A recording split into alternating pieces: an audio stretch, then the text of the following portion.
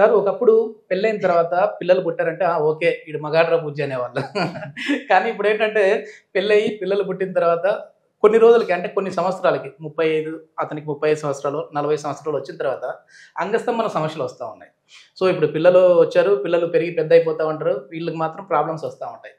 So ఏంటి ఎందుకు ఈ 40 ఇయర్స్ ఆ ఏజ్‌లోనే ఎక్కువ అంగస్తంభన సమస్యలు వస్తా ఉన్నాయి? దీనికి సొల్యూషన్ ఏంటి సార్? సో ఇప్పుడు మీరు అన్న ప్రశ్నలకి ఏంటి అంటే 40 అబోవ్ ఏజ్ వాళ్ళకి ఎరెక్టైల్ డిస్ఫంక్షన్ వస్తున్నాయని.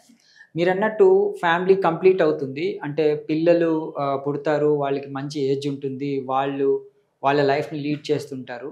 కపుల్ ఏంటి అంటే శృంగారం పరంగా దూరంగా ఉంటారు. సో అప్పుడు ఆలోచిస్తే ఏంటి అంటే ఈ సెక్షువల్ డిస్ఫంక్షన్స్ వల్ల వాళ్ళు దూరంగా ఉంటారు. ఈ అంగస్తంభన లోపాలు ముఖ్యంగా 60% ఆఫ్ ద మేల్ ఈ 40 ఇయర్స్ తర్వాత ఈ అంగస్తంభన లోపాలతో బాధపడుతూ ఉంటారు. సో వీళ్ళకి ఎరెక్టైల్ డిస్ఫంక్షన్ వల్ల సెక్షువల్ యాక్ట్ చేయాలనుకున్న కోరిక ఉన్నా, ఇద్దరిలో కపుల్లో కోరిక ఉన్నా కానీ వాళ్ళు ముందుకు వెళ్ళలేరు. సో ఎందుకు వస్తాయి అంటే చాలా కారణాలు ఉంటాయి. ఒకటి ఫిజికల్. ఈ ఫిజికల్గా ఏంటంటే 40 ఇయర్స్ తర్వాత డయాబెటీస్ డయాగ్నోస్ కావటం కానీ, హైపర్ టెన్షన్ డయాగ్నోస్ కావటం కానీ, ఫిజికల్ కోమార్బిడిటీస్ అంటాం, అంటే శారీరక ఇబ్బందుల వల్ల వాళ్ళు ఎరెక్టైల్ డిస్ఫంక్షన్ రావచ్చు. ఓకే. ఇంకొకటి మెంటల్ హెల్త్.